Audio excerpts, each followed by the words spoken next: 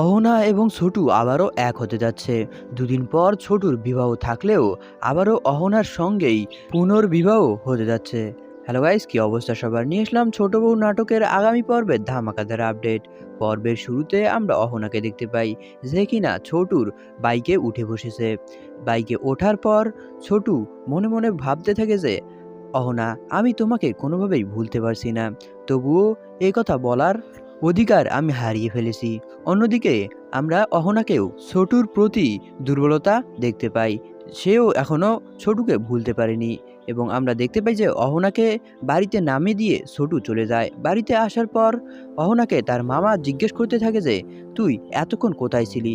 ঠিক তখনই অহনা বলতে থাকে যে, আমি পরীক্ষা দিয়ে যখন বের হলাম তখন কিছু এমসিকিউ মিলাতে গিয়ে আমার ছোটুর স্কুটির সঙ্গে ধাক্কা লেগে আমি পায়ে আঘাত পেয়েছি।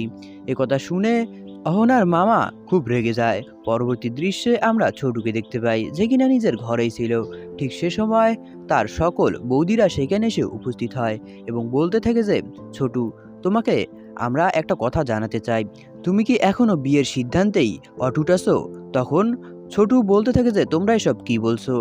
দুদিন পরেই আমার বিয়ে, আর তোমরা এখন এসে আমাকে এই কথা কেন জিজ্ঞেস করতেছো? তখন ছোটুকে তার বৌদি বলতে থাকে যে, তুমি যে মেয়েকে বিয়ে করবে তাকে যাবতও তুমি দেখোইনি, আর সে যদি খুবও ভালো হয় তবুও অহনার সঙ্গে তার কোনো তুলনাই হয় না।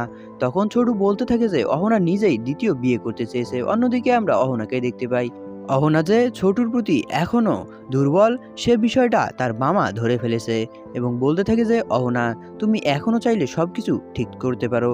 অন্যদিকে ছোটু তার বৌদিদের বলতে থাকে যে, অহনা আমাকে নিজেই বলেছে যে সে দ্বিতীয় বিয়ে করবে। তখন তার বৌদিরা তাকে বলতে থাকে যে, তোমার এই কথা আমরা কোনোদিনও বিশ্বাস করব না। তো দর্শক, পরবর্তী পর্বে তাহলে কি হতে যাচ্ছে? অহনা এবং ছোটু কি পারবে এক হতে? তা জানতে হলে এখনই আমাদের এই চ্যানেলটিকে সাবস্ক্রাইব করুন। আর আপনারা কার অভিনয়ে বেশি মুগ্ধ হন এবং আনন্দ পান তা অবশ্যই কমেন্ট করে জানাতে ভুলবেন না। ধন্যবাদ।